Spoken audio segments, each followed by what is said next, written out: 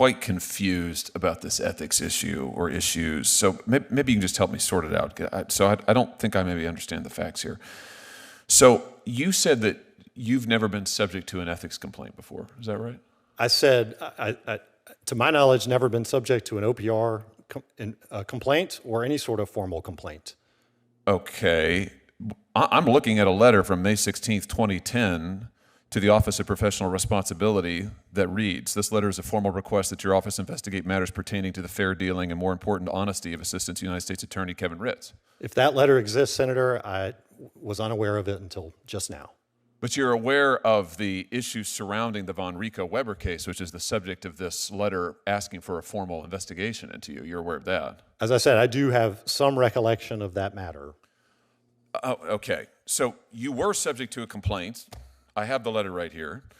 Let's just try to figure out what's going on in this case. I mean, this was a case involving a public defender who you got a plea agreement with, and then she asked to withdraw as counsel because she said you misrepresented the situation to her, and the court granted her motion to withdraw as counsel. That's pretty unusual, isn't it? I mean, what's happening here? She said that you told her that she relied on information about the nature of the crime, which was, she was told, was going to be a marijuana trafficking offense, and then when she got the PSR, it had a base offense level of 34 because the underlying offense was cocaine trafficking. So she had advised her client, based on your representations, here's what you're going to be likely subject to.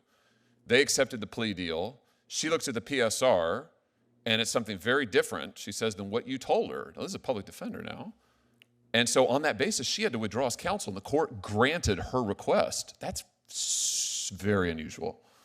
I mean, what happened here? Senator, first of all, I believe it was not a public defender. It was a defense attorney on the CJA panel in West Tennessee. There was a written plea agreement that was entered into. That written plea agreement, as with all of our plea agreements, includes a provision that says these are all of the promises made to this defendant by the government. Yeah, but neither the indictment nor the change of plea transcript nor that agreement says anything about the underlying crime. It just says funds were the proceeds of distributing controlled substances without any specification of the alleged illegal narcotics. So what she says is, you sandbagged her, basically. And that's not true. I made no such promise along those lines. But was there any indication before the PSR that you were going to hit this guy with the cocaine? I mean, this is unusual. It's unusual to be a Democrat administration nominate somebody who is accused of, who's hated by federal public defenders, and who's accused of sandbagging indigent defendants. So I'm baffled by this. I am totally baffled by this. So I'm trying to figure out what in the world happened. And then you got taken off this case, I think, right? My recollection, Senator, is that the office had someone else handle it in case I needed to be a witness at a proceeding. Well, here's what Vivian Donaldson, who is the counsel who ended up representing the United States, at Ms. Chastain's motion to withdraw as counsel, here's what she said: "These allegations about you are serious. That's one of the reasons I am here," meaning in court, "and Mr. Ritz will more than likely be taken off this case because of these particular allegations." So did that happen? And I believe it was in case I needed to be a witness. But those allegations... This is what your supervisor said in open court. I'm not quoting you now, a private letter. I'm quoting you something from open court. She says you were removed from the case because of the allegations, which she says were very serious. Now, you've represented this committee. You knew nothing about all of this. You answered a question in the committee questionnaire that you weren't aware of any complaint. You weren't aware of any disciplinary committee. You weren't aware of any inquiry ever. But yet, I'm reading you a transcript from open court in which your supervising attorney says the allegations against you are very serious and you're going to be removed.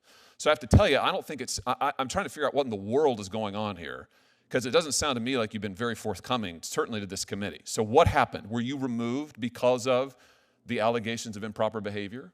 The allegations were false, first of all. I'm not asking you about your view. I'm asking you about what you told the court and about what your supervising attorney told the court.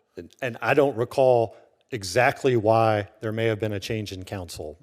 Mr. Ritz, don't you think don't you think that's kind of important information? These allegations were false, and there was never a finding. You have a clear memory of that, but you don't have a clear memory of what happened in open court and you being potentially removed by your supervising This is very bizarre, I have to say. I've never seen it quite like this. This is very, very strange. And I just noticed that we have a sudden instance of amnesia anytime we're dealing with the actual ethical complaint, but you seem to remember the case exceptionally well. So this troubles me, and it's strange. It's very, very strange. Maybe my Democrat colleagues can clear this up. I'm sure they've vetted you. This is very, very odd. So your testimony is you weren't removed, all of this was false, you were never investigated, and this just all went away? Or what happened? There was certainly no court finding or any other finding by an investigative body of any unethical behavior. I thought the court then allowed this defendant to change his guilty plea. He pled guilty, and then the court allowed him to withdraw it. That's also very unusual. It does happen from time to time, Senator. On the basis of your misrepresentations. That was not the finding of the court. Thank you, Mr. Chairman. Senator Whitehouse. Welcome to the committee, Mr. Ritz. Thank you, Senator.